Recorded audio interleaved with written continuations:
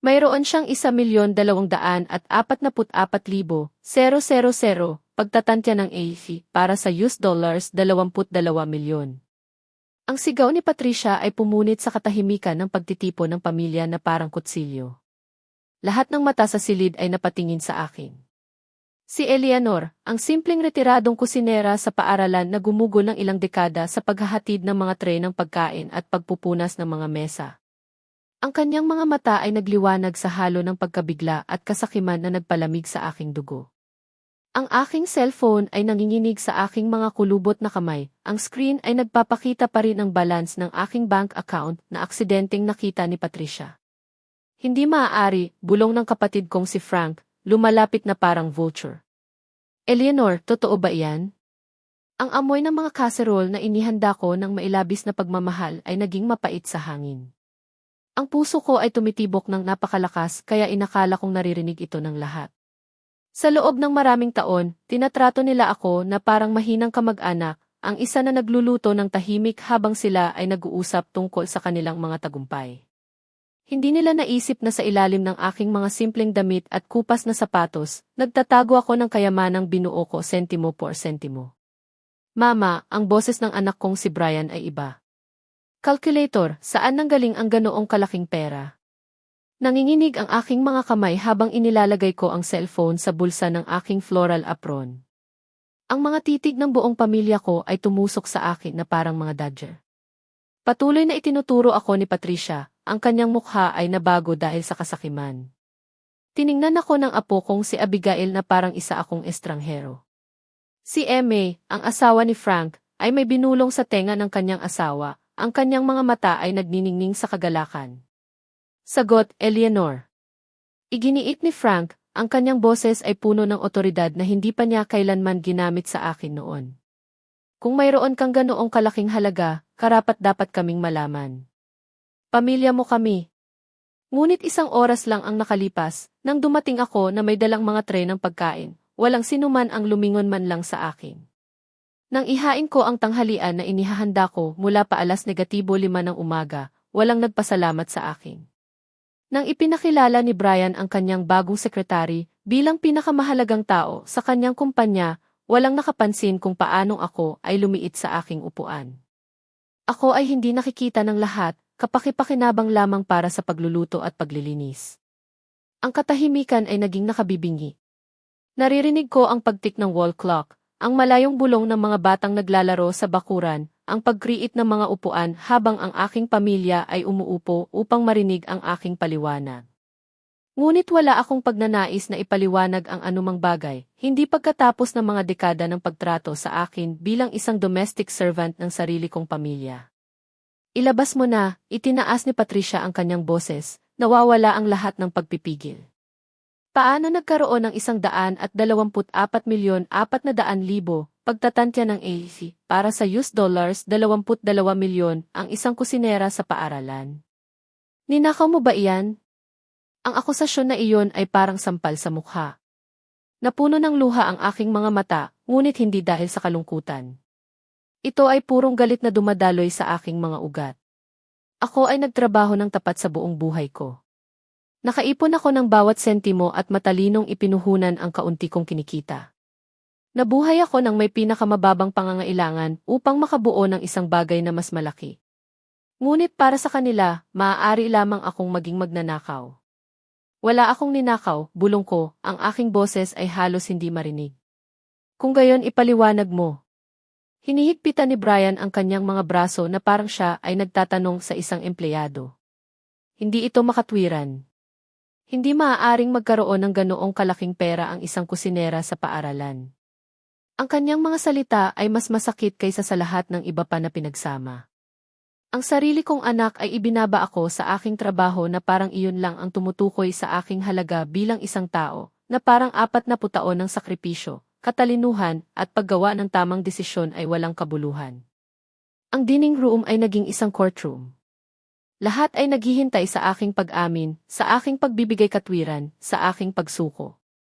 Gusto nilang ipaliwanag ko kung paano ako naglakas loob na magkaroon ng mas maraming pera kaysa sa kanila nang wala ang kanilang pahintulot. Gusto nilang humingi ako ng paumanhin sa pagiging mas matalino kaysa sa inaakala nila. Ngunit hindi na ako ang parehong Eleanor na pumasok ng umagang iyon na puno ang mga kamay ng pagkain at may pag-asa ang puso. Gusto ninyong malaman kung saan nanggaling ang pera. Sa wakas ay sinabi ko, ang aking boses ay mas matatag kaysa sa narinig ko sa loob ng maraming taon. Sige, sasabihin ko sa inyo. Umupo ako sa upuan na palaging akin, ang pinakamalayo sa ulo ng mesa, ang isa na ang likod ay nakaharap sa bintana. Sa loob ng ilang dekada, tinanggap ko ang upuang iyon nang hindi nagrereklamo, na parang natural lang para sa akin na nasa pinaka-hindi komportableng sulok. Nagtrabaho ako sa paaralan sa loob ng 40 taon. 40 taon ng paggising ng alas negatibo, 4 ng umaga, upang maghanda ng almusal para sa 500 bata. Habang kayong lahat ay mahimbing na natutulog, ako ay nagbabalat na ng mga patatas at naghugas ng mga kaldero. Si Patricia ay umungol ng may paghamak. Hindi iyan nagpapaliwanag ng 124,400,000. Eleanor, tigilan mo na ang pagiging dramatiko. Ang kanyang mapanghamak na tono ay nagpaalala sa akin sa lahat ng oras na binawasan niya ang aking mga pagsisikap. Nang sabihin ko sa kanya na nakuha ko ang aking high school diploma sa edad na 50, tumawa siya at sinabing nakakatuwa na ang isang matandang babae ay naglalaro bilang estudyante. Nang banggitin ko na nagsimula na akong mamuhunan ng aking pera, hinaplos niya ang aking ulo na parang isa akong munting, inosenteng babae.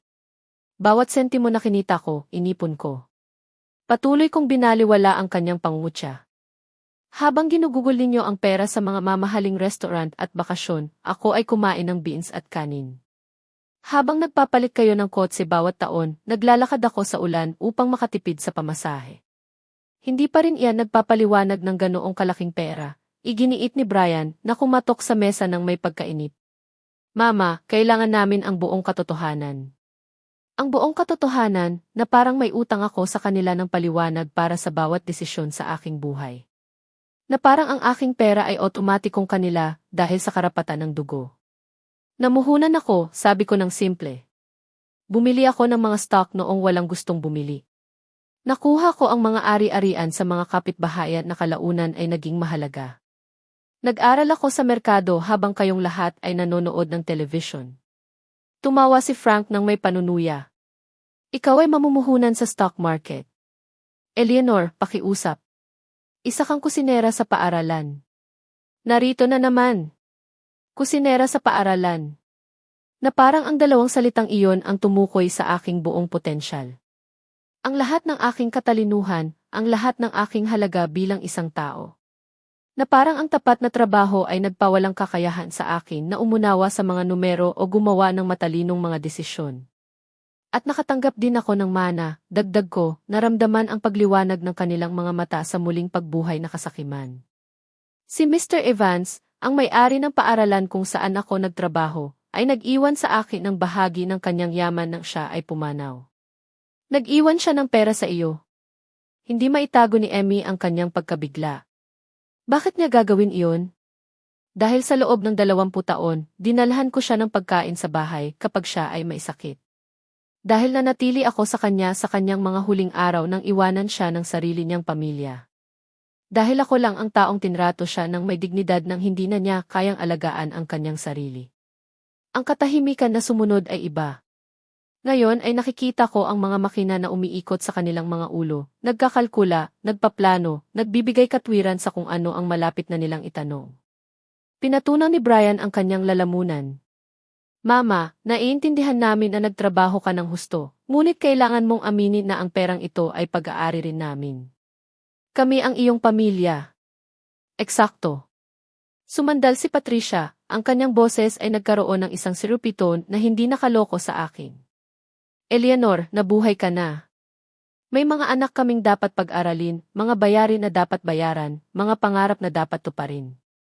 Magiging makasarili ka kung pananatilihin mo ang lahat. Makasarili. Ang salitang iyon ay tumusok sa akin na parang sibat. Ako na nag-alay ng sarili kong mga pangarap upang matulungan sila. Ako na nagtrabaho ng husto upang hindi maging pabigat. Ako na nabuhay sa kusang loob na kahirapan upang bumuo ng isang bagay na mas mahusay. Tama siya. Kailangang mamuhay ng komportable ang mama. Ipinagpatuloy ni Brian na may maling pag-aalala. Ngunit hindi niya kailangan ng 124,400,000. Ang 124,000,000 pagtatantya ng AC para sa US dollars 2,000,000 ay sapat na para sa iyo. Ang natitira ay dapat hatiin sa pamilya. Mabilis na tumango si Abigail. Lola, isipin mo ang aking edukasyon sa kolehiyo, ang kinabukasan ng iyong mga apo.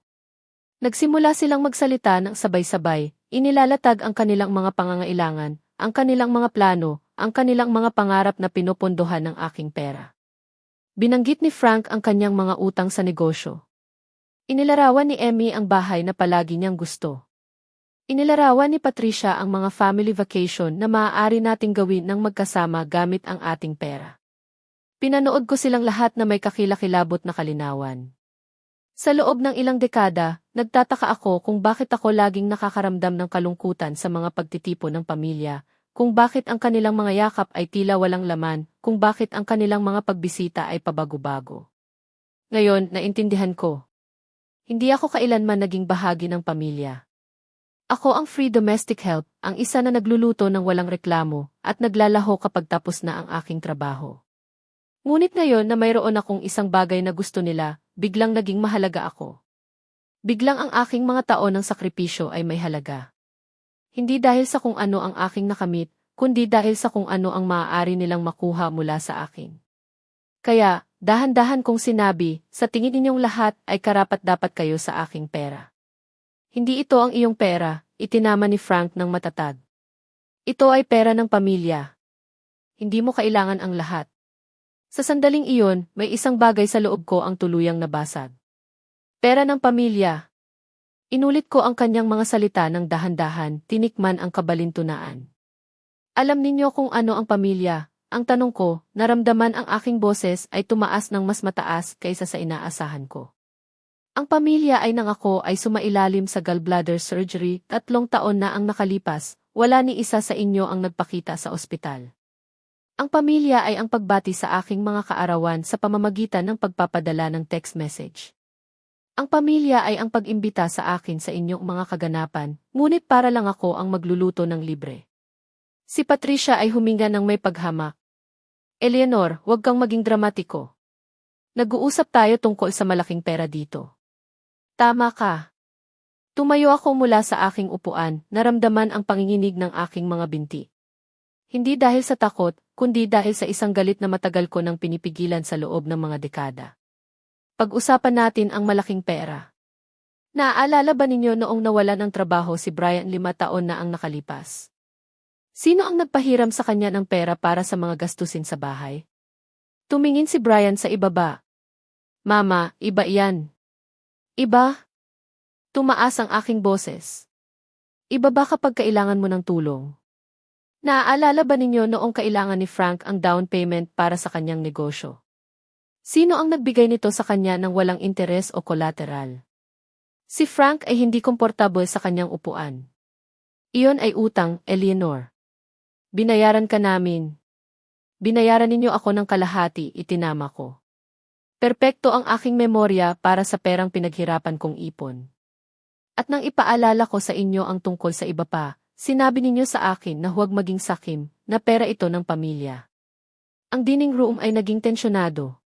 Nakita ko silang umiiwas sa aking tingin, naghahanap ng mga dahilan sa kanilang isip, ngunit nagsisimula pa lang ako.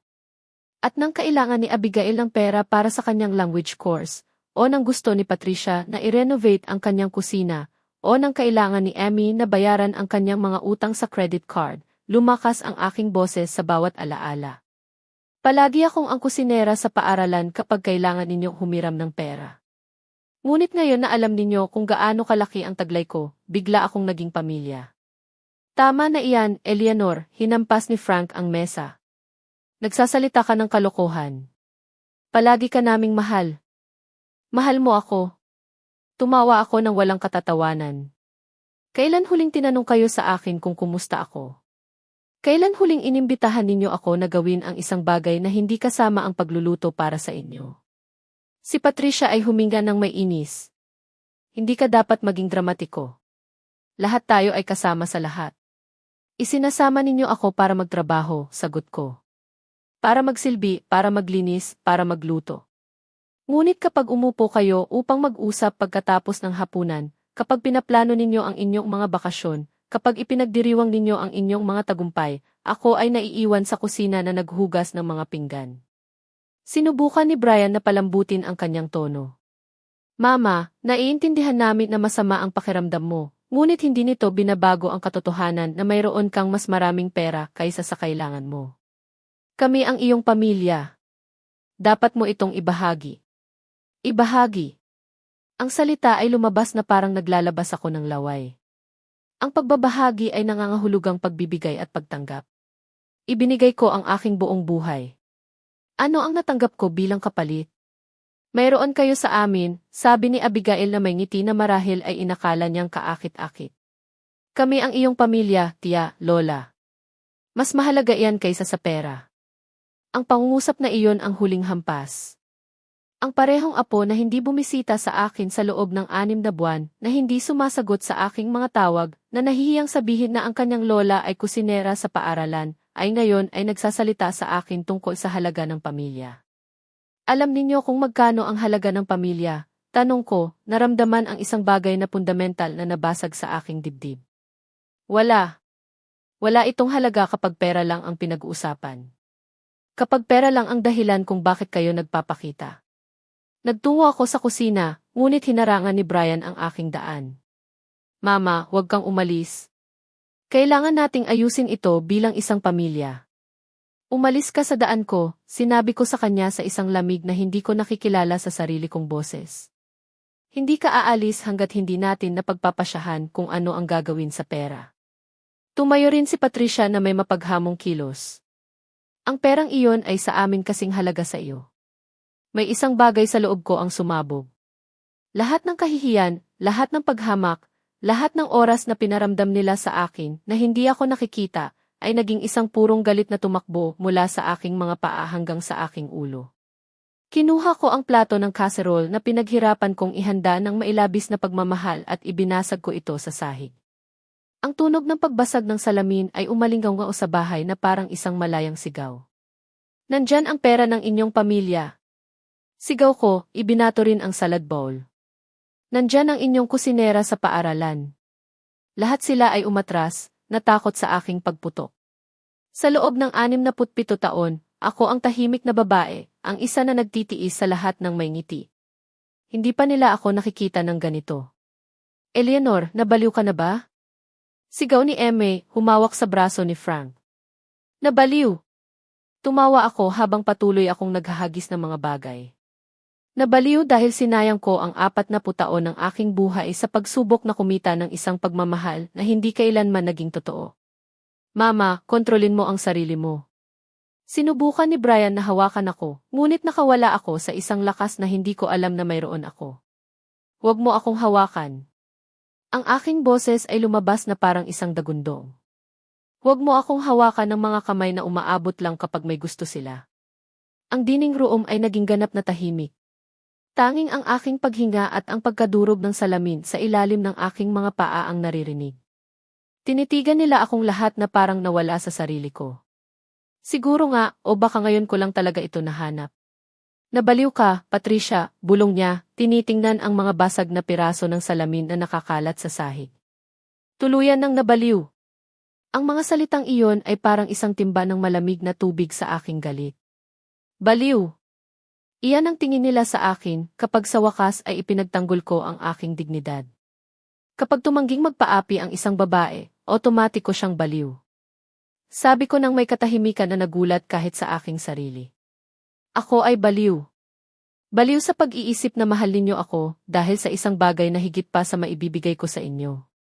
Nagtungo ako sa aking silid, naglalakad sa basag na salamin na parang mga talulot ng bulaklak. Narinig ko ang kanilang mga bulong sa likuran ko, ang kanilang mga boses na nagkakalkula kung paano haharapin ang baliw na babae upang makuha ang gusto nila. Eleanor, bumalik ka rito, utos ni Frank sa isang boses na otoritarian. Hindi ka maaaring umalis ng ganyan. Kailangan nating mag-usap na parang mga matatanda. Huminto ako sa pasukan ng pinto at lumingon upang tingnan siya. Parang mga matatanda? Kailan pa ninyo ako tinrato bilang isang matanda? Para sa inyo. Palagi akong ang silly aunt, ang helpful mom, ang useful grandma. Huwag mong sabihin iyan. Sinubukan ni Brian ang isang tono ng pakikipagkasundo. Mama, alam mong mahal ka namin. Mahal mo ako, inulit ko ng may panunuya.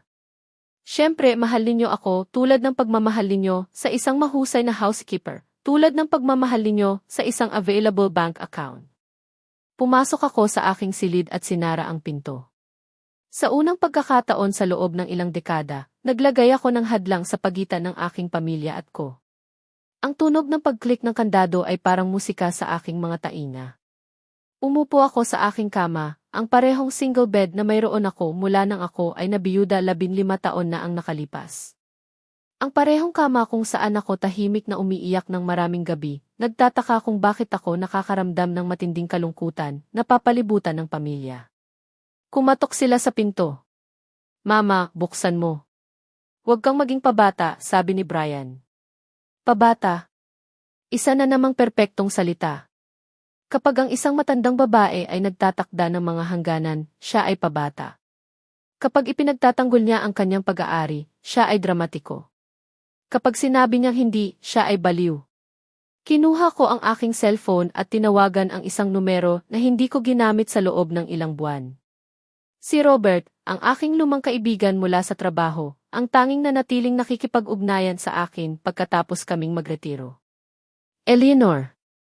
Ang kanyang boses ay tunog na gulat. Kumusta ka, Robert? Pumutol ang aking boses nang marinig ko ang kanyang mainit na tono na napakaiba sa mga kalkuladong boses sa labas. Kailangan ko ng tulong. Ano ang nangyari? Ayos ka lang ba? Sinabi ko sa kanya ang lahat. Ang bank account, ang reaksyon ng aking pamilya, ang kanilang mga kahilingan, ang aking pagsabog. Ang pakikipag-usap sa isang taong nakakakilala sa akin, bago ako naging lola o mama, ay nagpapaalala sa akin kung sino talaga ako. Eleanor, kailangan mong umalis dyan ngayon din, hindi mo maaaring iwanan ang lahat. Pwede, sabi ko kay Robert, ang kanyang boses ay matatag ngunit mabait. Kailangan mong umalis dyan. Kailangan mong mag-isip ng malinaw, malayo sa presyon na iyon. Ang pagpukpok sa pinto ay lumalakas. Eleanor, sigaw ni Patricia. Huwag kang maging katawa-tawa. Lumabas ka para makapag-usap tayo. Pupunta na ako, sinabi ko kay Robert sa mahinang boses. Nag-empake ako ng isang maliit na suitcase ng aking mga pangunahing gamit. Nang buksan ko ang closet, nakita ko ang aking light green dress, ang isa na binili ko para sa pagtatapos ni Abigail. Hindi nila ako inanyayahan na umupo kasama ng pamilya sa harap na hilera. Nanatili ako sa likuran kasama ang mga empleyado ng paaralan. Inilagay ko ang damit sa suitcase. Hindi ko alam kung bakit, ngunit naramdaman kong kakailanganin ko ito. Binuksan ko ang aking bedroom window, ang isa na nakaharap sa likurang hardin, ang parehong bintana na pinagtakas ko noong bata pa ako nang umuwi ang aking ama na lasing. Mga kabalintunaan ng buhay. Sa edad na 67, muli akong tumakas sa pamamagitan ng isang bintana upang makalayo sa aking sariling pamilya. Eleanor, nandoon ka ba? Ang boses ni Brian ay tila mas nag-aalala. Napansin marahil nila ang katahimikan. Umalis ako sa bintana na may dala ang aking suitcase, ang aking mga buto ay nagpoprotesta, ngunit ang aking puso ay gumaan sa bawat hakbang. Naglakad ako sa hardin patungo sa kalye kung saan ako sumakay ng taxi. Saan po, ma'am? Tanong ng driver. Ibinigay ko sa kanya ang address ni Robert at sumandal sa upuan. Sa unang pagkakataon sa loob ng maraming taon, walang nakakaalam kung nasaan ako. Walang sinuman ang maaaring humiling sa akin na magluto, maglinis, magbigay ng pera, o magpaliwanag sa aking sarili. Nagsimulang tumunog ang cellphone.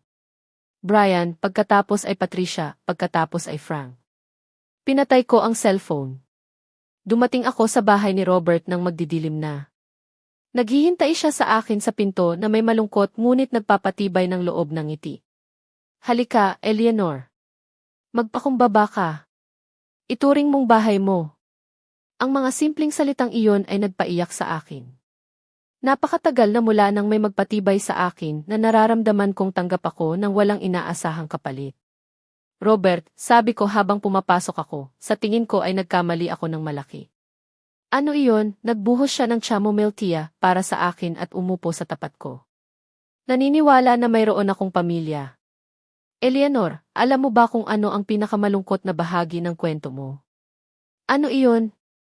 Na mayroon kang 124,400,000, ngunit nawalan sila ng isang bagay na mas mahalaga. Ano iyon? Ikaw. Nang gabing iyon, natulog ako sa guest room ni Robert. At sa unang pagkakataon sa loob ng ilang dekada, nakatulog ako nang hindi nagigising na nag-aalala tungkol sa kung ano ang iluluto ko kinabukasan, nang hindi nababahala kung may nagawa akong mali, nang hindi nararamdaman ang patuloy na bigat ng hindi pagiging sapat.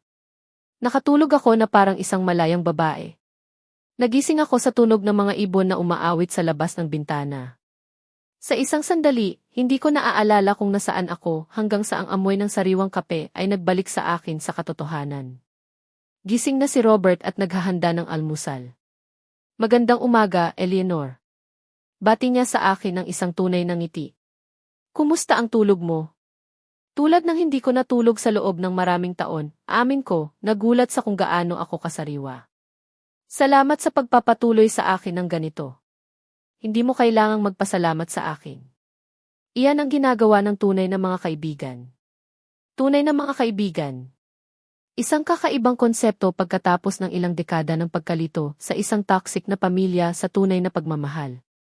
Habang nag-aalmusal kami, sinabi sa akin ni Robert na sinusubaybayan niya ang aking mga pamumuhunan mula nang banggitin ko na nagsimula na akong bumili ng mga stock.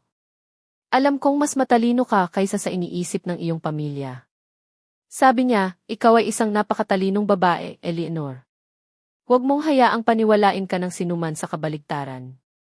Ang cellphone na pinatay ko noong gabing mas maaga ay nanginginig pa rin sa mesa. 43 hindi nasagot na tawag, 20 WhatsApp messages. Sasagutin mo ba? Tanong ni Robert. Siguro kailangan kong harapin ito. Binuksan ko ang cellphone at nagsimulang dumagsa ang mga message isa-isa. Una mula kay Brian. Mama, nag-aalala kami. Nasaan ka? Umalis ka na para makapag-usap tayo ng mahinahon. Pagkatapos ay mula kay Patricia.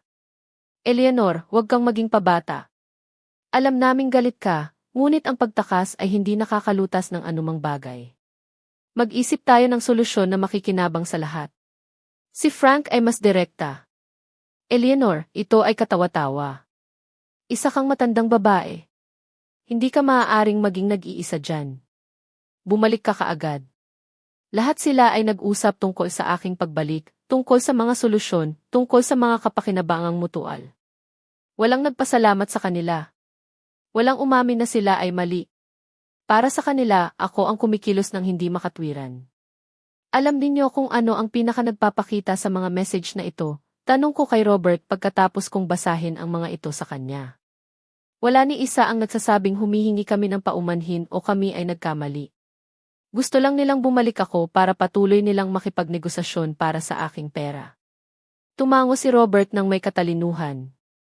Ang tunay na katangian ng tao ay lumalabas kapag may kinalaman sa pera. Tumunog ang cellphone. Si Brian ulit. Sa pagkakataong ito, nagpa siya akong sagutin. Mama, salamat sa Diyos. Nag-aalala na kami. Ayos lang ako, Brian. Mama, kailangan mong bumalik. Hindi natulog si Patricia kagabi. Sobrang nag-alala siya. Tumawa ako ng walang katatawanan. Si Patricia ba ay nag-alala sa akin o sa 124,400,000? Mama, huwag mong sabihin iyan. Nag-aalala kaming lahat sa iyo. Ikaw ang aming pamilya. Hindi ako ang inyong pamilya kahapon, Brian. Kahapon ako ang inyong kusinera. Ngayong alam na ninyo na may pera ako, bigla akong naging pamilya ulit. Hindi ganyan, Mama. Nagpapadala ka sa iyong emosyon. Narito na naman. Ang aking emosyon ang problema, hindi ang kanilang kasakiman. Ang aking reaksyon ay labis, hindi ang kanilang pagtataksil. Brian, sabi ko nang may lahat ng katahimikan na kaya kong tipunin. Naaalala mo ba ang huling beses na tinawagan mo ako para lang itanong kung kumusta ako? Naaalala mo ba ang huling beses na bumisita ka nang hindi kailangan ng anumang serbisyo mula sa akin? Katahimikan sa kabilang linya. Hindi mo matandaan, hindi ba? Ipinagpatuloy ko. Dahil hindi ito nangyari. Hinahanap mo lang ako kapag kailangan mo akong magluto para sa inyong pagtitipon, kapag kailangan mong humiram ng pera, o kapag gusto mong mag-alaga ng mga bata ng libre. Mama, hindi iyan patas. Hindi patas. Alam mo kung ano ang hindi patas, Brian? Na ang sarili mong ina ay kailangang tumakas sa bintana upang maramdaman ang kalayaan sa kanyang sariling tahanan.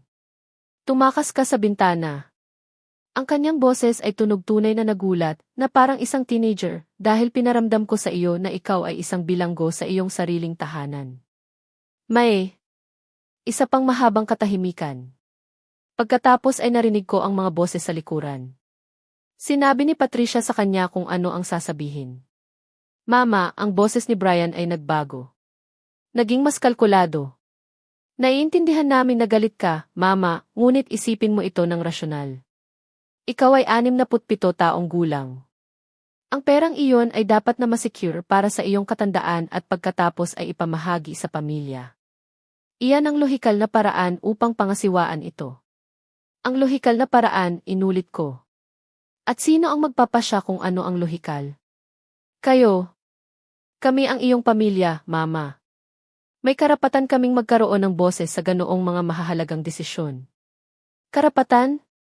Tumaas ang aking boses. Anong karapatan ninyo sa perang kinita ko, naipon ko, na matalino kong ipinuhunan? Kinuha ni Patricia ang cellphone. Eleanor, huwag kang maging pabata. Halika sa bahay at mag-usap tayo na parang mga sibilisadong matatanda. Mga sibilisadong matatanda?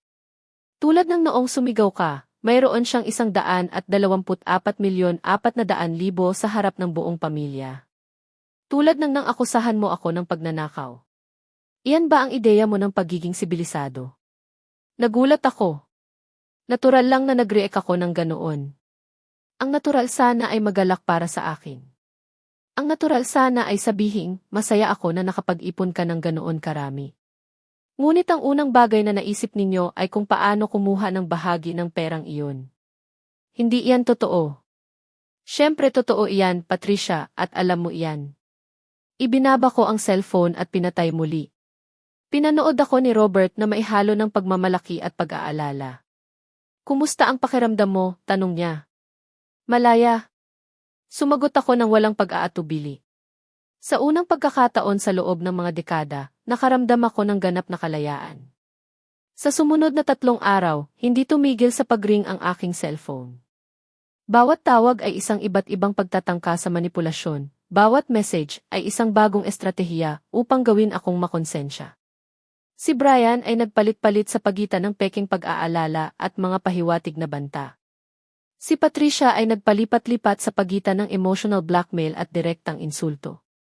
Pinili ni Frank ang patriarchal authority, paalalahanan ako na isa lamang akong babae at kailangan ng patnubay ng lalaki upang pamahalaan ang ganoong kalaking pera. Ngunit ang message na pinakamalalim na tumama sa akin ay dumating sa ika-4 na araw. Ito ay mula kay Abigail, ang aking apo. Lola, malungkot na malungkot ako. Sabi ni Mama ay naging makasarili ka at hindi mo na kami mahal. Sabi niya ay mas gusto mo ang pera kaysa sa iyong pamilya. Totoo ba iyon? Mahal na mahal kita, ngunit hindi ko maintindihan kung bakit ayaw mong tulungan kami. Hindi na ba ako ang paborito mong apo? Ang mga salitang iyon ay nagpabagsak sa aking puso. Ginagamit nila ang isang inosenteng 14 na taong gulang na babae upang manipulahin ako, pinupuno ang kanyang ulo ng mga kasinungalingan tungkol sa aking sinasabing kasamaan. Robert, sabi ko na mailuha sa aking mga mata. Pinapalaso nila ang aking apo laban sa akin. Iyan ang ginagawa ng mga manipulator, sagot niya ng malungkot.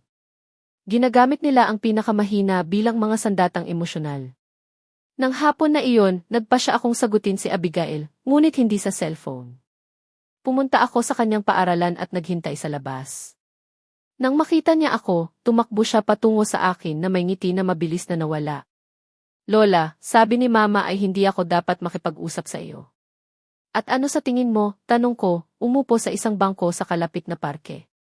Sa tingin mo ba ang lola mo ay naging masamang tao? Tiningnan ako ni Abigail gamit ang mga matatalinong mata na minana niya mula sa kanyang great-great-grandmother. Hindi ko alam, Lola. Sinabi ng mama mo na marami kang pera at ayaw mo itong ibahagi sa amin. Sabi niya ay mali iyon. Naaalala mo ba ang iyong ika-negatibo 12 kaarawan? Tanong ko sa kanya. Naaalala mo ba kung ano ang pinakagusto mo? Ang cake na ginawa ko para sa iyo. Sumagot siya ng walang pag-aalinlangan. Ito ay chocolate na may strawberry at may pangalan ko na nakasulat sa pink frosting. Naaalala mo ba kung gaano katagal ako nagtagal para gawin iyon? Buong araw. Nagpunta ka ng sobrang aga at nanatili ka hanggang pagkatapos ng party para linisin ang lahat. At naaalala mo ba kung sino pa ang tumulong na ihanda ang iyong party? Kumunot ang noo ni Abigail, nag-iisip. Wala. Ikaw lang, Lola. Eksakto. Ako lang. Habang ang iyong ina ay nasa hair salon, pinalamutyan ko ang buong bahay. Habang ang iyong ama ay nanonood ng football, inihanda ko ang lahat ng pagkain, habang ang iyong mga tiya at tiyuhin ay dumating sa oras lamang para kumain. Nagtatrabaho ako mula 6:00 ng umaga. Hindi mo naisip iyon, bulong ni Abigail. Ngayon sabihin mo sa akin, sa tingin mo ba ang isang lola na gumagawa niyan para sa iyo ay hindi ka mahal? Sa tingin mo ba ang isang taong nagtrabaho sa buong buhay niya para magkaroon ng isang bagay na iiwan sa kanyang pamilya ay makasarili? Napuno ng luha ang mga mata ni Abigail. Hindi, Lola. Palagi kang mabuti sa akin. Kung gayon, huwag mong hayaang iba ang mag-isip para sa iyo, mahal ko. Gamitin mo ang sarili mong ulo, ang sarili mong puso. Mahigpit ko siyang niyakap, nilalanghap ang amoy ng kanyang chamomile shampoo. Itinatatak ang sandaling iyon sa aking alaala dahil may kutob ako na ito na ang huli sa loob ng mahabang panahon. Nang bumalik ako sa bahay ni Robert, nakita ko si Brian na naghihintay sa akin sa pinto. Mama, kailangan nating mag-usap. Sinundan mo ang iyong anak na babae. Kailangan kong tiyakin na hindi mo siya sinasabihan ng mga kakaibang bagay. Mga kakaibang bagay tulad ng katotohanan? Nagsay si Brian sa inis. Mama, ito ay lumalabas sa kontrol. Nagkonsulta si Patricia sa isang abogado. Nakaramdam ako ng panginginig sa aking gulugod. Abogado? Sinasabi niya na nagpapakita ka ng mga senyales ng pagbaba ng kaisipan. Na ang iyong kakaibang pag-ugali nitong mga nakaraang araw ay patunay na hindi ka karapat-dapat na mamahala ng ganoong kalaking pera. Hindi ako makahinga sa isang sandali. Pagbaba ng kaisipan. Dahil ipinagtanggol ko ang aking sarili laban sa kanilang pang-aabuso, dahil tumangging ibigay ang aking pera ng walang laban. Mama, ipinagpatuloy ni Brian sa isang tono na dapat ay banayad ngunit tunog nagbabanta.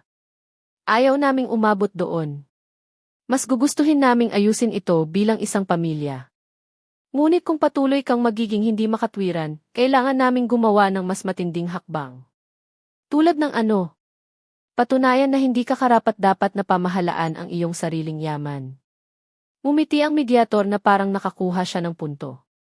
Eleanor, dapat mong maunawaan na ang isang babae sa iyong edad na nag-iiwan sa kanyang pamilya, sumisira ng ari-arian, at tumatangging makipagmedyasyon sa pamilya, ay maaaring hindi nasa posisyon na pamahalaan ang ganoong kalaking kayamanan. Nakaramdam ako ng alon ng init na dumaloy sa akin. Ang taong ito ay nagbabanta sa akin ng harapan, ginagamit ang aking edad at kasarian bilang mga sandata laban sa akin. Alam ninyo kung ano? Tumayo ako mula sa aking upuan nang mailahat ng dignidad na kaya kong tipunin. Maaari kayong lahat magsama-sama sa impyerno. Eleanor, sigaw ni Frank na gulat na gulat. Sa impyerno, inulit ko ng mas malakas. Kayo, ang inyong mediator at ang inyong mga banta. Ang aking pera, ang aking mga desisyon. Mama, nagkakamali ka na hindi mo pagsisisihan, sabi ni Brian sa isang nakakatakot na boses. Ang tanging pagkakamali na pinagsisisihan ko ay ang pag-abot ng napakatagal upang mapagtanto kung sino kayong lahat talaga. Pagkatapos nilang umalis, umupo ako kasama si Robert upang suriin ang sitwasyon. Siya na nagtrabaho bilang accountant sa loob ng 30 taon ay lubos na nakakaunawa sa nangyayari. Eleanor, kailangan mo kaagad ng legal na proteksyon.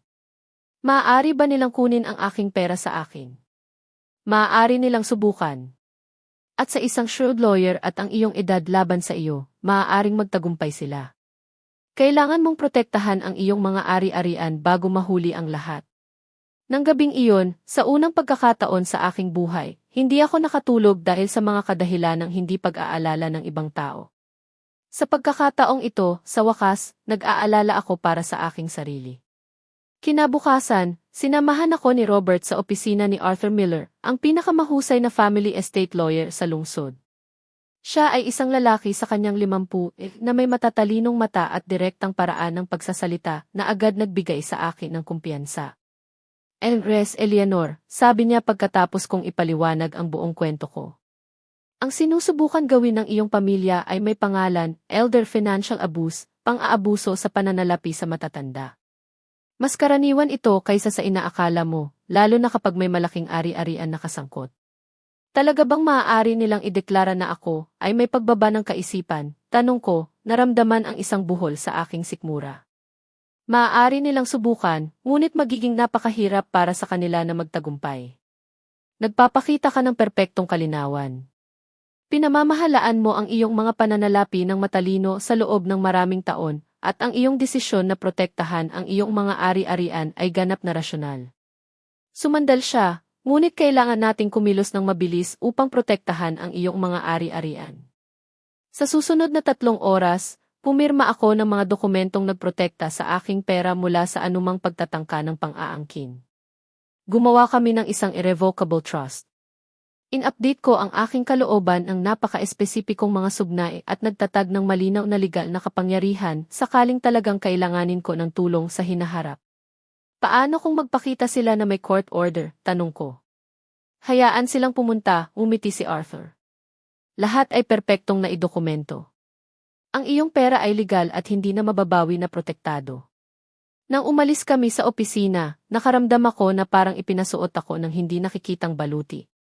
Sa unang pagkakataon sa loob ng ilang araw, nakahinga ako ng maluwag, ngunit ang kapayapaan ay panandalian. Nang hapon na iyon, nagpakita si Patricia sa bahay ni Robert na sinamahan ng 2 opisyal ng pulisya. Andres Eleanor, sabi ng isa sa mga opisyal, ang inyong anak na babae ay naghain ng missing person report. Sabi niya ay minamanipula ka ng gentleman na ito. Tiningnan ko si Patricia na maihalo ng paghamak at awa. Mga opisyal, tulad ng nakikita ninyo, ako ay ganap na maayos. Hindi ako nawawala at hindi ako minamanipula. Eleanor. Sinubukan ni Patricia ang kanyang pinakamatamis na boses. Nag-aalala kaming lahat sa iyo. Naging kakaiba ka. Ang taong ito, itinuro niya si Robert ng may paghamak, ay malinaw na sinasamantala ang iyong pagkalito sa pag-iisip. Pagkalito sa pag-iisip. Tumawa ako ng malakas. Ito ba ang pagkalito sa pag-iisip na tumangging ibigay sa inyo ang aking pera? Nagpalitan ng hindi komportable na tingin ang mga opisyal ng pulisya. Halata na napagtanto nila na hindi ito kaso ng nawawalang tao, kundi isang drama ng pamilya tungkol sa pera. Ma'am, sinabi ng mas bata sa akin, kayo ba ay naririto ng kusa, at mayroon ba kayong ganap na kakayahan sa pag-iisip upang gumawa ng sarili ninyong mga desisyon? Ngunit Eleanor, iginiit ni Patricia, kailangan mong maunawaan na nag-aalala kami. Ang pag-alis mo sa iyong bahay na ganyan, ang pagsira ng mga bagay, ang pag-alis ng walang salita, hindi iyan normal para sa iyo. Alam mo kung ano ang hindi normal, sinabi ko sa mga opisyal, hindi pinansin si Patricia. Para sa isang pamilya na hilingin sa isang 67 taong gulang na babae na ibigay ang kanyang ipon sa buhay, dahil lamang sa sila ang kanyang mga kamag-anak. Namula si Patricia sa kahihiyan. Eleanor, huwag kang magsinungaling. Hindi iyan totoo. Inilabas ko ang aking cellphone at ipinakita sa kanila ang mga message. Narito ang lahat ng patunay kung paano ako pinipilit ng aking pamilya na ibigay sa kanila ang aking pera. Binasa ng mga opisyal ang mga message na mailalong seryosong ekspresyon. Ang mga pahiwatig na banta, ang emotional blackmail, ang mga pagtatangka na ideklara akong may sakit sa pag-iisip. Lahat ay naidokumento. Andres Patricia, sabi ng mas nakatatandang opisyal, ito ay tila isang civil matter, hindi isang kriminal. Si Andres Eleanor ay malinaw na may malusog na pag-iisip at may karapatang itapon ang kanyang pera ayon sa kanyang nais. Ngunit siya ay minamanipula, sigaw ni Patricia, nawawala ang lahat ng pagpipigil. Ang tanging manipulasyon na nakikita ko rito, sagot ng opisyal ng malamig, ay ang ginagawa ninyong lahat sa kanya. Nang umalis sila, nanatili si Patricia sa pasukan, nakakuyom ang mga kamao at may ekspresyon ng purong pagkapuot sa kanyang mukha. Hindi pa ito tapos, Eleanor, sabi niya sa isang nakalalasong boses. Magsisisi ka sa pagpili ng pera kaysa sa iyong pamilya. Patricia, sagot ko na may nakakagulat na katahimikan. Hindi ako pumili ng pera kaysa sa pamilya. Kayo ang pumili ng pera kaysa sa akin. Isa kang mapait, makasariling matandang babae. Baka nga, ngunit ako ay isang mapait, makasariling matandang babae na may 124,400,400 na hindi mo kailanman mahahawakan. Umalis si Patricia, isinara ang pinto ng napakalakas na nayanig ang buong bahay. Nang gabing iyon, tahimik kaming naghapunan ni Robert. Pagkalipas ng ilang sandali, sinira niya ang katahimikan. Nagsisisi ka ba sa anumang bagay? Nag-isip ako sandali. Nagsisisi akong napakatagal bago ko namulat ang aking mga mata. Nagsisisi akong nasayang ko ang napakaraming taon sa pagsubok na kumita ng isang pagmamahal na hindi kailanman naging totoo. At ang pera, nagsisisi ka ba na hindi mo ito ibinigay sa kanila? Hindi sa lahat, sagot ko na walang pag-aatubili. Ang perang iyon ay kumakatawan sa 40 taon ng tapat na trabaho, ng mga sakripisyo, ng matalinong mga desisyon. Hindi ko ito ibibigay sa mga taong kinamumuhian ako. Ano ang gagawin mo ngayon? Ngumiti ako. Isang bagay na dapat kong ginawa matagal na ang nakalipas. Ano iyon? Mabuhay para sa aking sarili. Nang gabing iyon, bago matulog, nagsulat ako ng isang liham na alam kong magbabago sa lahat magpakailanman. Isang liham na tiyak na magsasara ng isang kabanata ng aking buhay at magbubukas ng isang ganap na bago.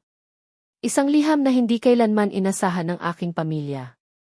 Ang liham na isinulat ko ng gabing iyon ay para sa direktor ng A.C. Michaels Educational Foundation, isang organisasyon na tumutulong sa mga batang mula sa mga pamilyang may mababang kita na ipagpatuloy ang kanilang pag-aaral. Sinusundan ko ang kanilang trabaho sa loob ng maraming taon, tahimik na hinahangaan ang kanilang mga pagsisikap mula sa aking maliit na mundo bilang isang kusinera sa paaralan. Mahal na direktor, sulat ko sa aking maingat na sulat kamay. Ang pangalan ko ay Eleanor Vasquez. Ako ay isang retiradong kusinera at nais kong magbigay ng isang malaking donasyon sa inyong pundasyon.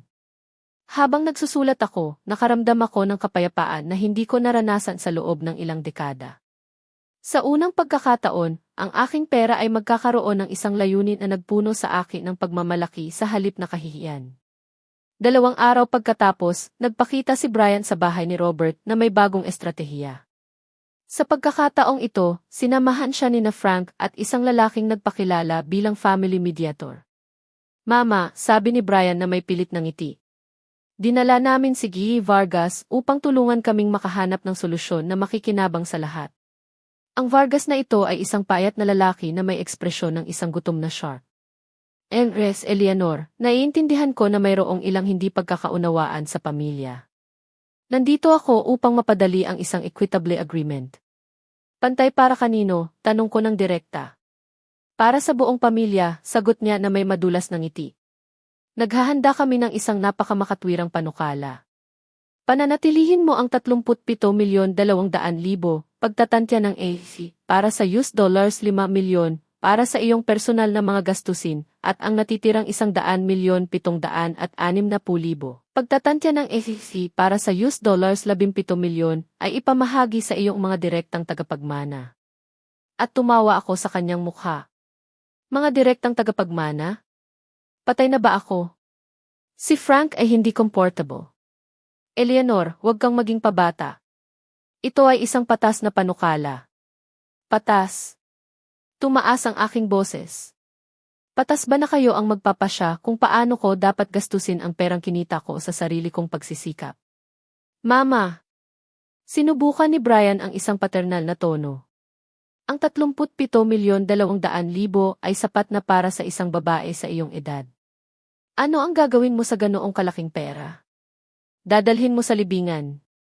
Baka, sagot ko ng tuyo. O baka ibigay ko itong lahat sa kawanggawa. Pera ko ito. Gagawin ko kung ano ang gusto ko.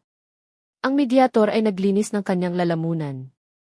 Eleanor, dapat mong maunawaan na ang pamilya ay mailehitimong karapatan. Ang iyong kakaibang pag-ugali nitong mga nakaraang araw ay nagpapahiwatig na maaaring hindi ka gumagawa ng pinakamahusay na mga desisyon. Kakaiba. Si Robert ang nagsalita sa unang pagkakataon. Sa tingin mo ba ay kakaiba na ang isang babae ay ipinagtatanggol ang sarili mula sa financial abuse ng sarili niyang pamilya? Wala kang pakialam sa usaping ito. Pinutol ni Frank si Robert. Ito ay problema ng pamilya. Mas maraming karapatan si Robert na magkaroon ng opinyon kaysa sa iyo, sinabi ko sa kanila ng malamig. Siya ay naging mas parang pamilya ko nitong mga nakaraang araw, kaysa sa inyo sa loob ng maraming taon. Mama, tama na iyan. Nawala ang pasensya ni Brian. Kung hindi mo tatanggapin ang makatwirang panukala na ito, kailangan naming gumawa ng mas matinding hakbang. Tulad ng ano? Patunayan na hindi ka karapat-dapat na pamahalaan ang iyong sariling ari-arian. Ngumiti ang mediator na parang nanalo siya ng punto. Eleanor, dapat mong maunawaan na ang pamilya ay mailehitimong karapatan. Ang iyong kakaibang pag-ugali nitong mga nakaraang araw ay nagpapahiwatig na maaaring hindi ka nasa posisyon na pamahalaan ang ganoong kalaking kayamanan. Naramdaman ko ang isang alon ng init na dumaloy sa akin. Ang taong ito ay nagbabanta sa akin ng harapan, ginagamit ang aking edad at kasarian bilang mga sandata laban sa akin. Alam ninyo kung ano? Tumayo ako mula sa aking upuan nang mailahat ng dignidad na kaya kong tipunin. Maaari kayong lahat magsama-sama sa impyerno. Eleanor! Sigaw ni Frank na gulat na gulat. Sa impyerno, inulit ko ng mas malakas. Kayo, ang inyong mediator at ang inyong mga banta. Ang aking pera, ang aking mga desisyon. Mama, nagkakamali ka na hindi mo pagsisisihan, sabi ni Brian sa isang nakakatakot na boses. Ang tanging pagkakamali na pinagsisisihan ko ay ang pag-abot ng napakatagal upang mapagtanto kung sino kayong lahat talaga. Pagkatapos nilang umalis, umupo ako kasama si Robert upang suriin ang sitwasyon. Siya na nagtrabaho bilang accountant sa loob ng 30 taon ay lubos na nakakaunawa sa nangyayari. Eleanor, kailangan mo kaagad ng legal na proteksyon. Maaari ba nilang kunin ang aking pera sa akin? Maaari nilang subukan. At sa isang shrewd lawyer at ang iyong edad laban sa iyo, maaaring magtagumpay sila. Kailangan mong protektahan ang iyong mga ari-arian bago mahuli ang lahat. Nang gabing iyon, sa unang pagkakataon sa aking buhay, hindi ako nakatulog dahil sa mga kadahilan ng hindi pag-aalala ng ibang tao. Sa pagkakataong ito, sa wakas, nag-aalala ako para sa aking sarili. Kinabukasan, sinamahan ako ni Robert sa opisina ni Arthur Miller, ang pinakamahusay na family estate lawyer sa lungsod. Siya ay isang lalaki sa kanyang 50 na may matatalinong mata at direktang paraan ng pagsasalita na agad nagbigay sa akin ng kumpiyansa. Eleanor, sabi niya pagkatapos kong ipaliwanag ang buong kwento ko. Ang sinusubukan gawin ng iyong pamilya ay may pangalan, elder financial abuse. Mas karaniwan ito kaysa sa inaakala mo, lalo na kapag may malaking ari-arian na kasangkot. Talaga bang maaari nilang ideklara na ako ay may pagbaba ng kaisipan? Tanong ko, naramdaman ang isang buhol sa aking sikmura. Maaari nilang subukan, ngunit magiging napakahirap para sa kanila na magtagumpay.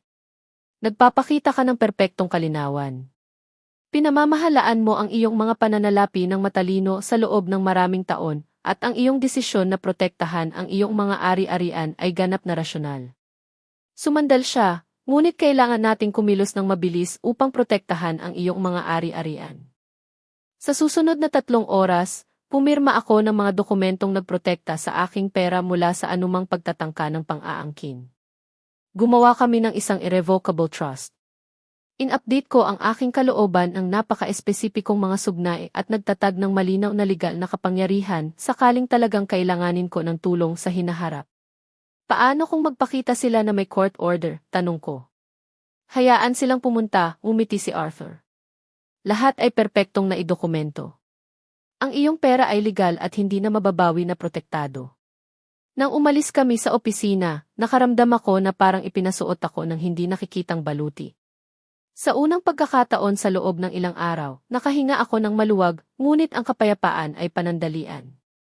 Nang hapon na iyon, nagpakita si Patricia sa bahay ni Robert na sinamahan ng 2 opisyal ng pulisya. Res Eleanor, sabi ng isa sa mga opisyal, ang inyong anak na babae ay naghain ng missing person report. Sabi niya ay minamanipula ka ng gentleman na ito. Tiningnan ko si Patricia na maihalo ng paghamak at awa. Mga opisyal, tulad ng nakikita ninyo, ako ay ganap na maayos. Hindi ako nawawala at hindi ako minamanipula. Eleanor. Sinubukan ni Patricia ang kanyang pinakamatamis na boses. Nag-aalala kaming lahat sa iyo. Naging kakaiba ka. Ang taong ito, itinuro niya si Robert nang may paghamak, ay malinaw na sinasamantala ang iyong pagkalito sa pag-iisip. Pagkalito sa pag-iisip. Tumawa ako ng malakas. Ito ba ang pagkalito sa pag-iisip na tumangging ibigay sa inyo ang aking pera? Nagpalit ng hindi komportable na tingin ang mga opisyal ng pulisya. Halata na napagtanto nila na hindi ito kaso ng nawawalang tao, kundi isang drama ng pamilya tungkol sa pera. Ma'am, sinabi ng mas bata sa akin, kayo ba ay naririto ng kusa, at mayroon ba kayong ganap na kakayahan sa pag-iisip upang gumawa ng sarili ninyong mga desisyon? Ngunit Eleanor, iginiit ni Patricia, kailangan mong maunawaan na nag-aalala kami. Ang pag-alis mo sa iyong bahay na ganyan, ang pagsira ng mga bagay, ang pag-alis ng walang salita, hindi iyan normal para sa iyo. Alam mo kung ano ang hindi normal, sinabi ko sa mga opisyal, hindi pinansin si Patricia. Para sa isang pamilya na hilingin sa isang 67 taong gulang na babae na ibigay ang kanyang ipon sa buhay, dahil lamang sa sila ang kanyang mga kamag-anak. Namula si Patricia sa kahihiyan.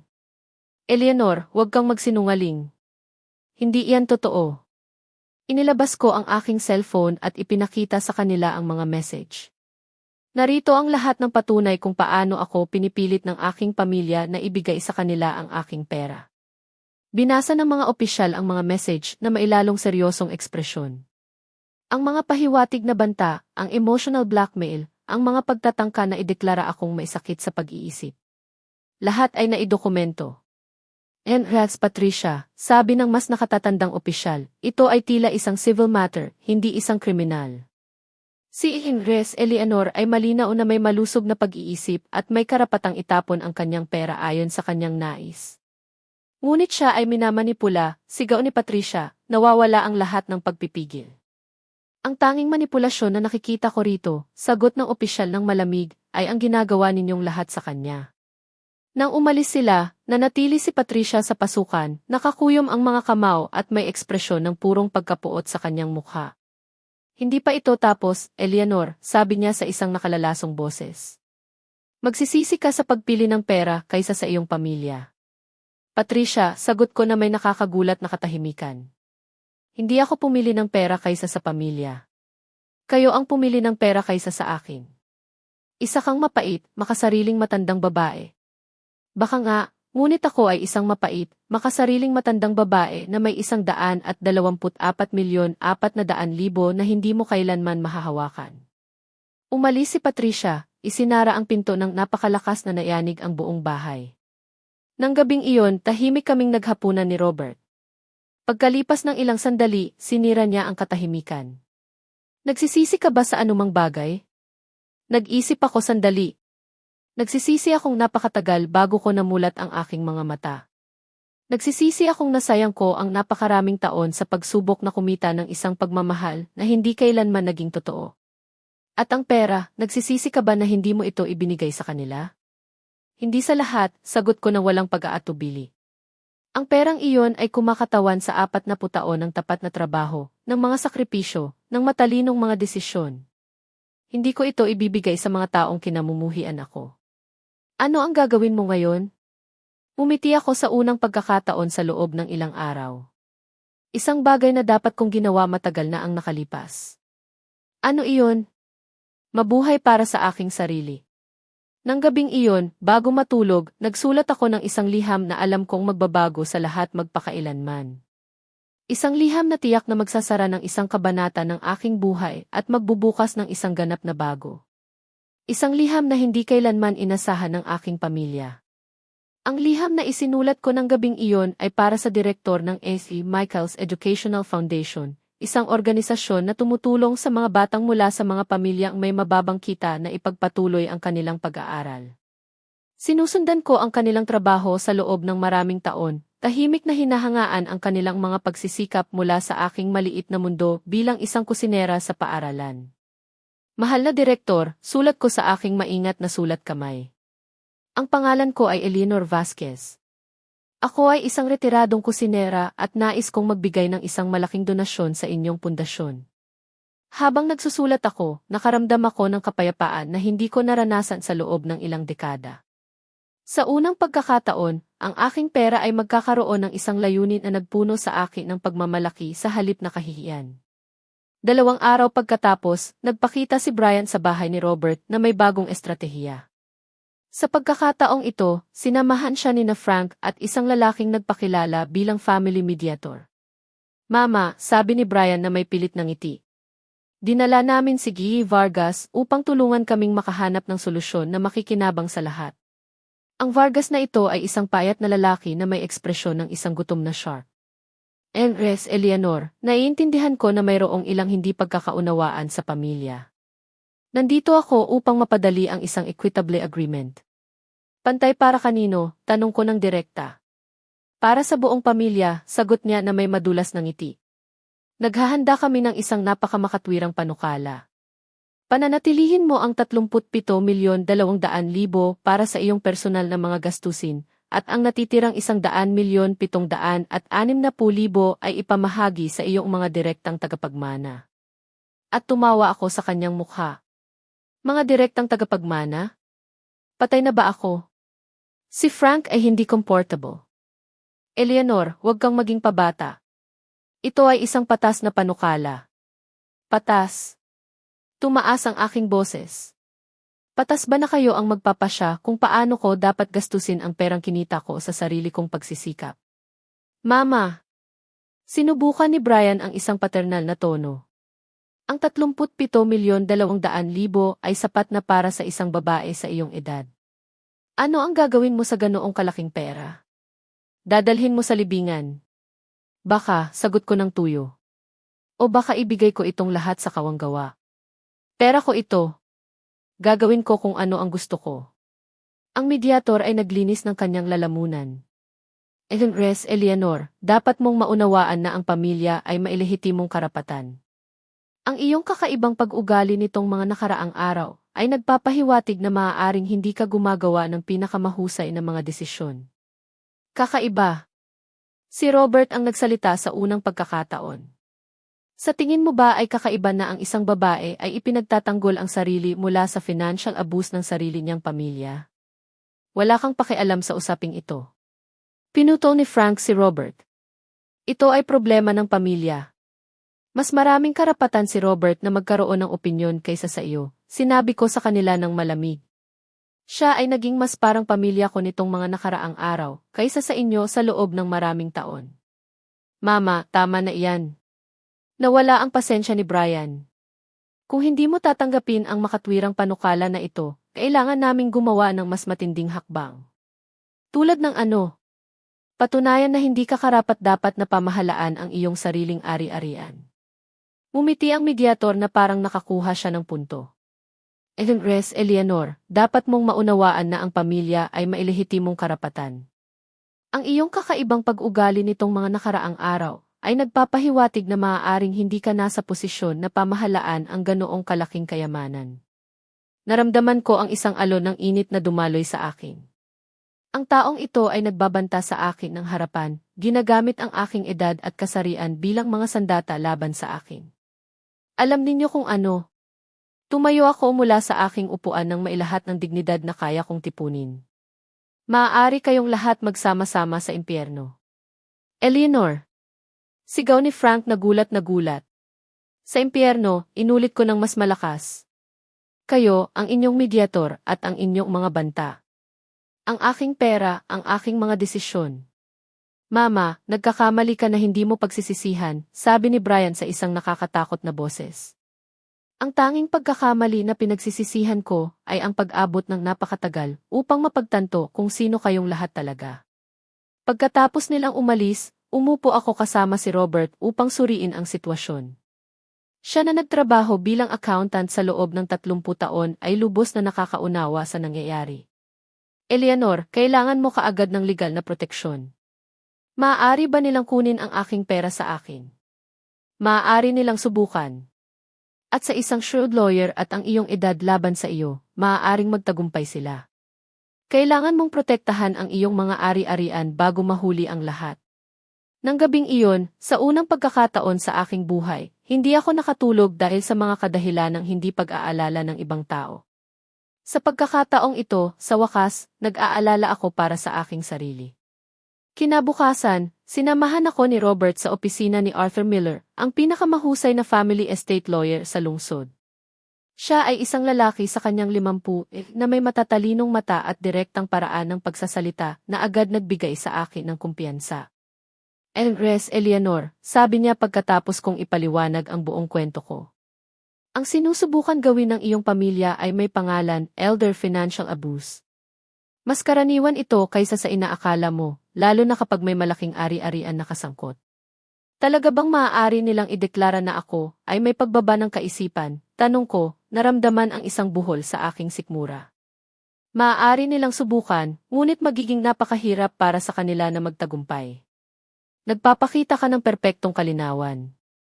Pinamamahalaan mo ang iyong mga pananalapi ng matalino sa loob ng maraming taon, at ang iyong desisyon na protektahan ang iyong mga ari-arian ay ganap na rasyonal. Sumandal siya, ngunit kailangan nating kumilos ng mabilis upang protektahan ang iyong mga ari-arian. Sa susunod na 3 oras, pumirma ako ng mga dokumentong nagprotekta sa aking pera mula sa anumang pagtatangka ng pang-aangkin. Gumawa kami ng isang irrevocable trust.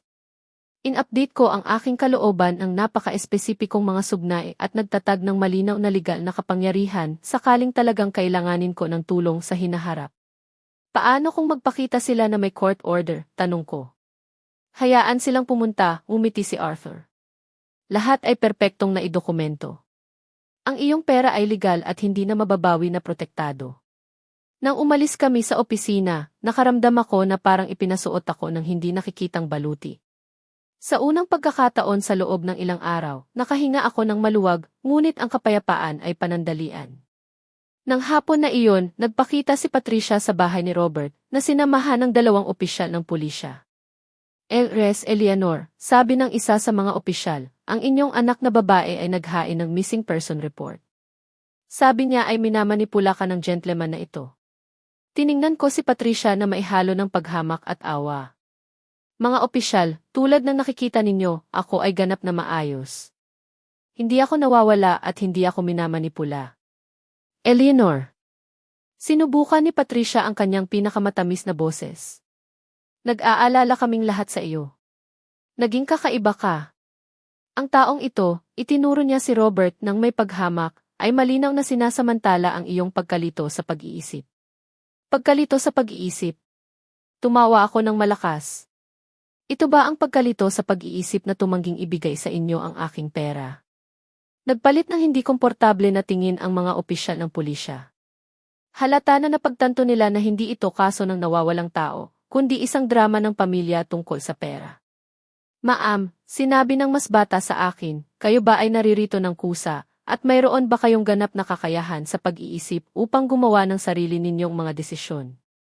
Ngunit Eleanor, iginiit ni Patricia, kailangan mong maunawaan na nag-aalala kami. Ang pag-alis mo sa iyong bahay na ganyan, ang pagsira ng mga bagay, ang pag-alis ng walang salita, hindi iyan normal para sa iyo. Alam mo kung ano ang hindi normal, sinabi ko sa mga opisyal, hindi pinansin si Patricia. Para sa isang pamilya na hilingin sa isang 67 taong gulang na babae na ibigay ang kanyang ipon sa buhay, dahil lamang sa sila ang kanyang mga kamag-anak. Namula si Patricia sa kahihiyan. Eleanor, huwag kang magsinungaling. Hindi iyan totoo. Inilabas ko ang aking cellphone at ipinakita sa kanila ang mga message. Narito ang lahat ng patunay kung paano ako pinipilit ng aking pamilya na ibigay sa kanila ang aking pera. Binasa ng mga opisyal ang mga message na mailalong seryosong ekspresyon. Ang mga pahiwatig na banta, ang emotional blackmail, ang mga pagtatangka na ideklara. Akong may sakit sa pag-iisip. Lahat ay naidokumento. Congrats Patricia, sabi ng mas nakatatandang opisyal, ito ay tila isang civil matter, hindi isang kriminal. Si Ingres Eleanor ay malinaw na may malusog na pag-iisip at may karapatang itapon ang kanyang pera ayon sa kanyang nais. Ngunit siya ay minamanipula, sigaw ni Patricia, nawawala ang lahat ng pagpipigil. Ang tanging manipulasyon na nakikita ko rito, sagot ng opisyal ng malamig, ay ang ginagawa ninyong lahat sa kanya. Nang umalis sila, nanatili si Patricia sa pasukan, nakakuyom ang mga kamao at may ekspresyon ng purong pagkapuot sa kanyang mukha. Hindi pa ito tapos, Eleanor, sabi niya sa isang nakalalasong boses. Magsisisi ka sa pagpili ng pera kaysa sa iyong pamilya. Patricia, sagot ko na may nakakagulat na katahimikan. Hindi ako pumili ng pera kaysa sa pamilya. Kayo ang pumili ng pera kaysa sa akin. Isa kang mapait, makasariling matandang babae. Baka nga, ngunit ako ay isang mapait, makasariling matandang babae na may 124,400,400,000 na hindi mo kailanman mahahawakan. Umalis si Patricia, isinara ang pinto ng napakalakas na nayanig ang buong bahay. Nang gabing iyon, tahimik kaming naghapunan ni Robert. Pagkalipas ng ilang sandali, sinira niya ang katahimikan. Nagsisisi ka ba sa anumang bagay? Nag-isip ako sandali. Nagsisisi akong napakatagal bago ko namulat ang aking mga mata. Nagsisisi akong nasayang ko ang napakaraming taon sa pagsubok na kumita ng isang pagmamahal na hindi kailanman naging totoo. At ang pera, nagsisisi ka ba na hindi mo ito ibinigay sa kanila? Hindi sa lahat, sagot ko na walang pag-aatubili. Ang perang iyon ay kumakatawan sa 40 taon ng tapat na trabaho, ng mga sakripisyo, ng matalinong mga desisyon. Hindi ko ito ibibigay sa mga taong kinamumuhian ako. Ano ang gagawin mo ngayon? Umiti ako sa unang pagkakataon sa loob ng ilang araw. Isang bagay na dapat kong ginawa matagal na ang nakalipas. Ano iyon? Mabuhay para sa aking sarili. Nang gabing iyon, bago matulog, nagsulat ako ng isang liham na alam kong magbabago sa lahat magpakailanman. Isang liham na tiyak na magsasara ng isang kabanata ng aking buhay at magbubukas ng isang ganap na bago.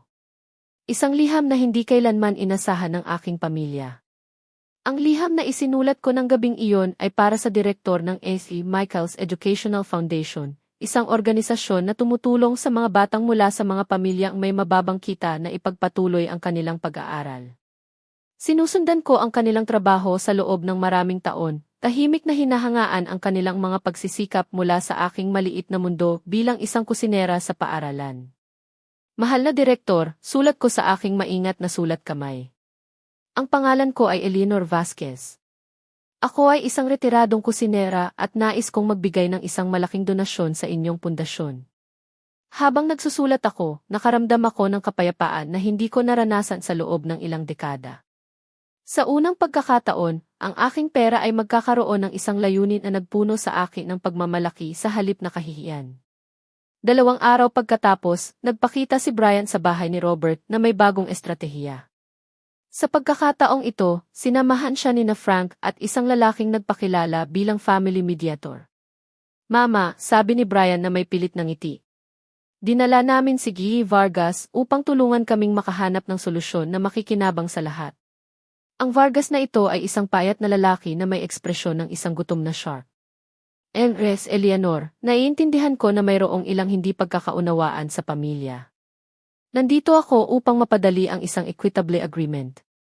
Pantay para kanino? Tanong ko ng direkta.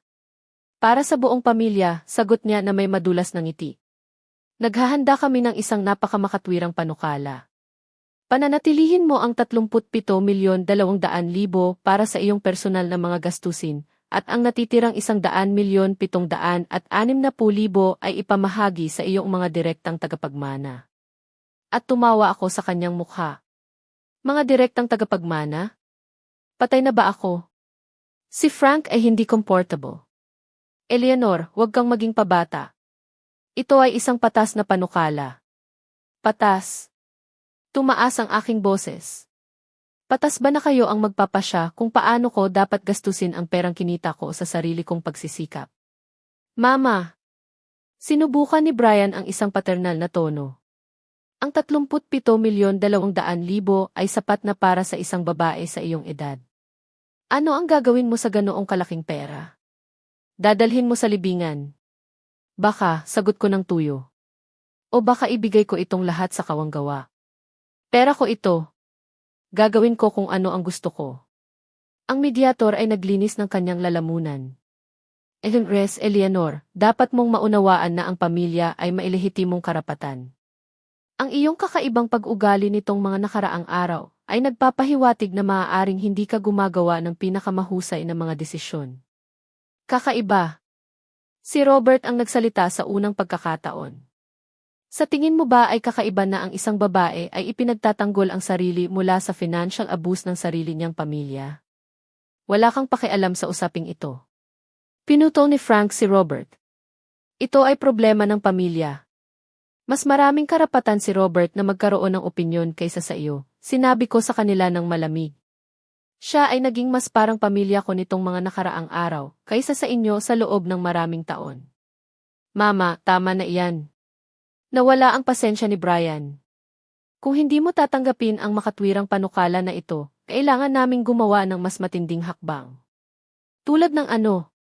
Patunayan na hindi ka karapat-dapat na pamahalaan ang iyong sariling ari-arian. Ngumiti ang mediator na parang nakakuha siya ng punto. Res Eleanor, dapat mong maunawaan na ang pamilya ay mailehitimong karapatan.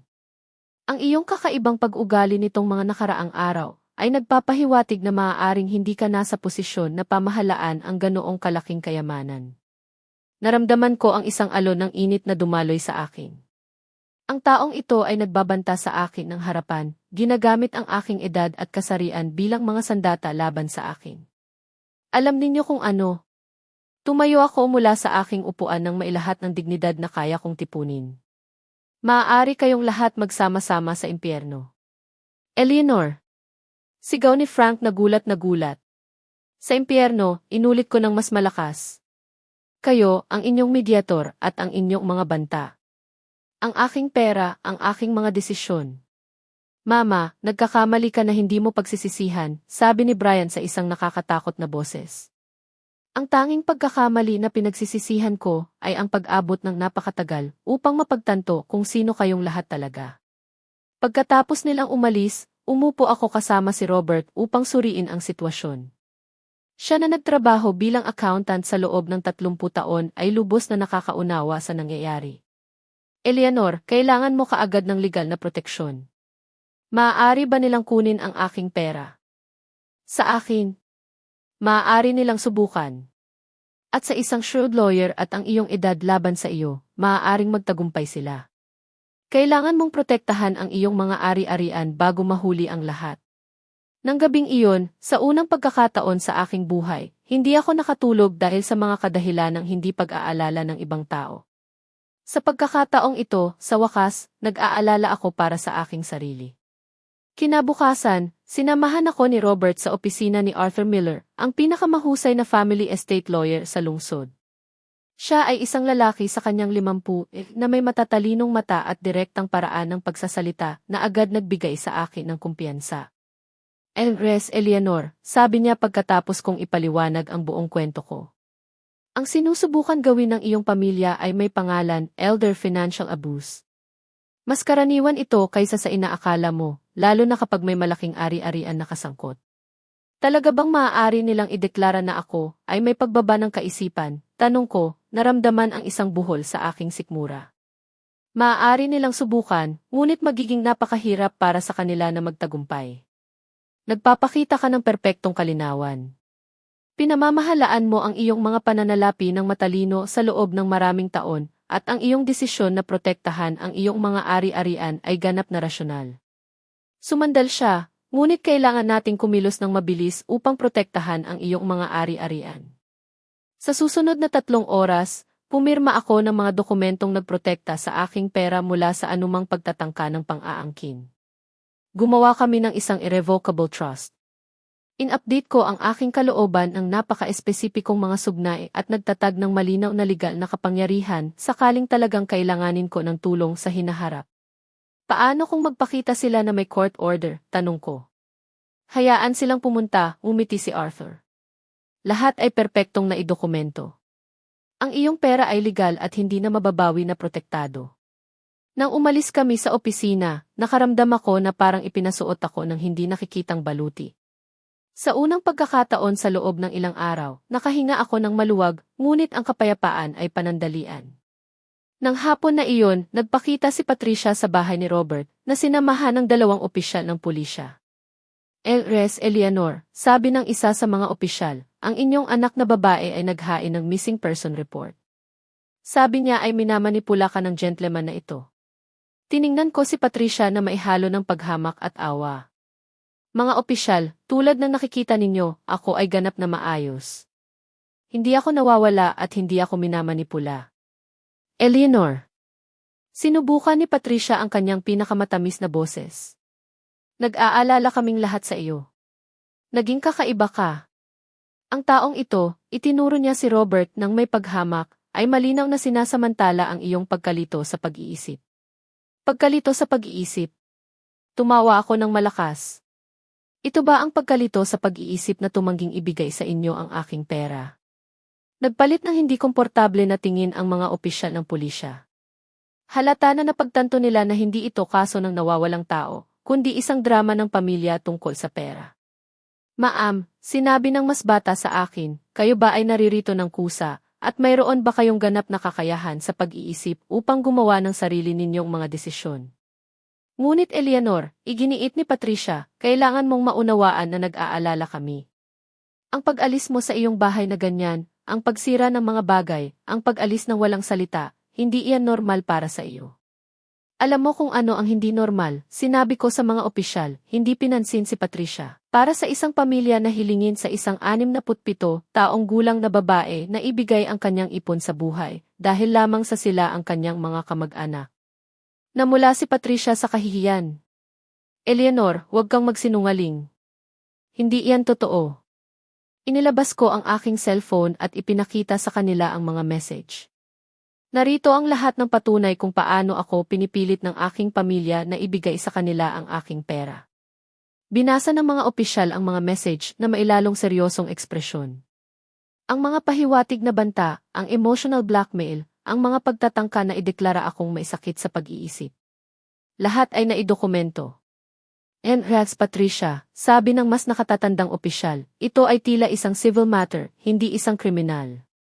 Si Res Eleanor ay malinaw na may malusog na pag-iisip at may karapatang itapon ang kanyang pera ayon sa kanyang nais. Ngunit siya ay minamanipula, sigaw ni Patricia, nawawala ang lahat ng pagpipigil.